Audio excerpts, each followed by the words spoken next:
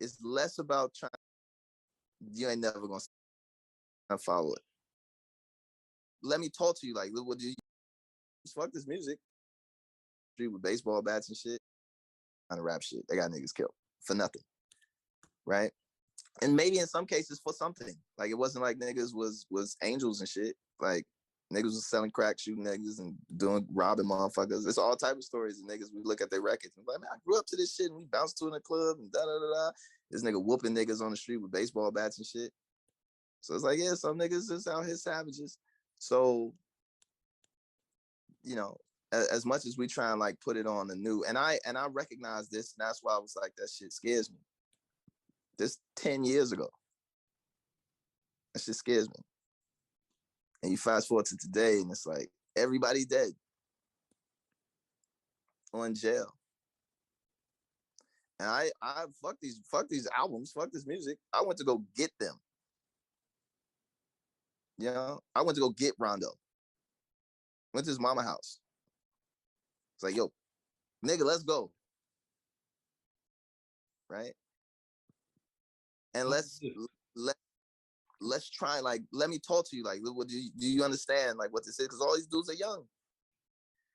It's like, yo, do you understand? Like, what are you trying to be? Like, have those conversations. And it's like, yo, that shit don't work. Because what they're facing and what they're up against is so big and so strong and so, like, ain't nothing you could do but just write raps about the shit.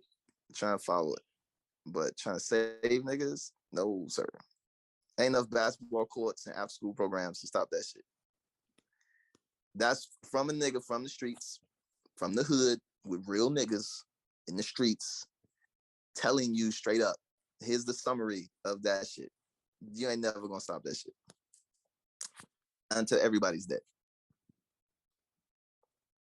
Right? Ain't no defund the police, gun control. That shit ain't never going to stop. Right?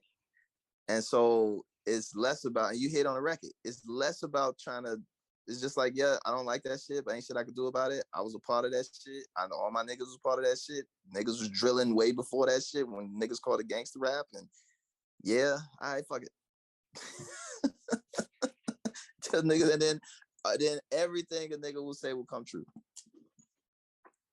Everybody dead or locked up. Niggas catching football cases over that shit. Whole mob gone.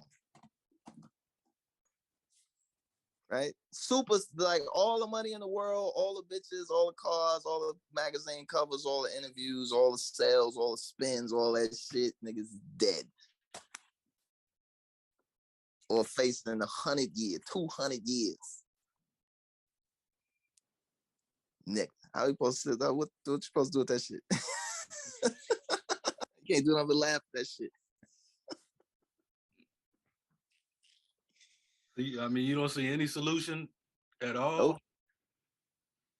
No. That's real. Everywhere, from every angle I look at, I take it back to, you know, I'm fortunate enough to be in different, walking many different worlds because I didn't suck that nigga's dick, right? And not in real life, but like metaphorically, you know.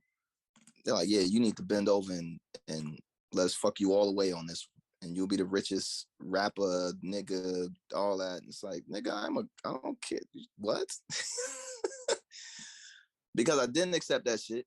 It opened me up to a whole nother other world. And I've been able to be around the most powerful people in the world. Fuck this, fuck all that. You come back to rap like, nigga, what do you think this is talking about? You got $100 million? Like, okay, yeah, all right, that shit cute. You look at niggas in the face on factories and shit, and you sitting down chopping game with them in a real way, and not to make money, not to like, this is an investment. I'm gonna go invest in this. Like, nah, like, nigga, let's just talk about how the world really works. And I was fortunate enough to be around folks of all walks of life from all around the world. Like, fuck it, I ain't gonna keep talking about it.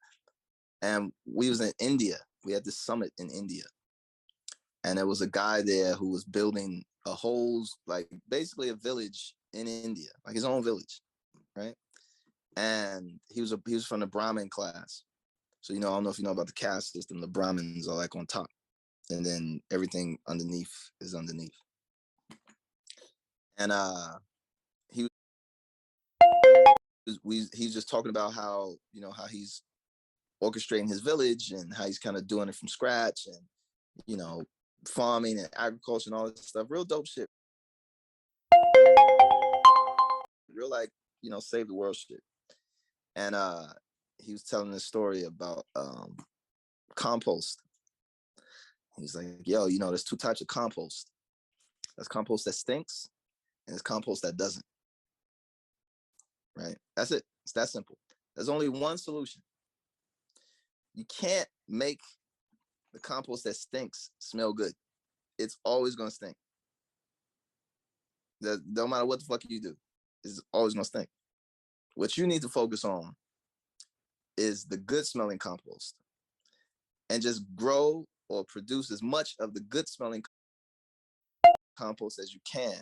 And then eventually the smell of the good compost will override the smell. It's not going to get rid of the shit, but you're just going to have more good compost in relation to the bad smelling compost, right? It all does the same job, but it's just how it appears to the nose. So he's like, just focus on the good shit, basically.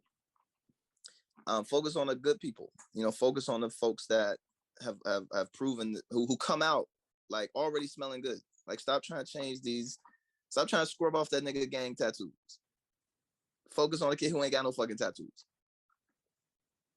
right?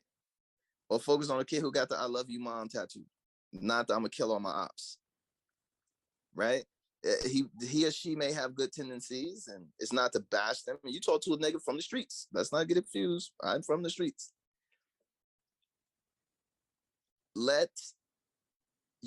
You paying so much attention and spending so much energy into these niggas that you looking over the dudes and the girls and the women and the folk, all the pronouns who really need it, who really will succeed, who will really take those messages and rock, right? And really go change the world, right? And really go and become, you know, world leaders and world thinkers and all that shit. And they're not going to become millionaires, because it's not about changing the world. It's not about making a bunch of fucking money, right? You can focus on them. And so that's what I've been doing for the past like 5 years. I just been focusing on, like, every now and again, somebody come across my radar who has talent in something, and I just do my best to get them positioned, you know, in places that meet them where they are, and then that stretch them a little bit to push them and achieve higher goals. And that's really it. But in terms of trying to change the street shit and this other shit, nah. God bless. Because you see, rap didn't do it. What was niggas saying? Let niggas get some rap shit, and then they'll change. Basketball didn't do it. What was niggas saying? I was didn't send to get to the league. That's all we need to get to the league. Right? Nah, niggas going to the games with fucking guns and shit. So it's like all this arbitrary extra shit that niggas keep saying is supposed to change. Nigga, I need you to stay in school. Graduate from high school. Fuck all this, I'm dropping out, I'm going straight to the league. Nigga, go to college. What you talking about, go to college? That's the key. Fuck that album. Go to school. If you talking about, I'm gonna do this album, I guarantee you can make that album, have all the success, get all the money, and still go to jail. Still get caught up, still get killed, still get all your niggas killed. And guess what? At the end of the day, you still ain't got no fucking diploma. So I think the core weak shit that niggas be saying that they've been telling us for years, that we just think is weak or lame or gay,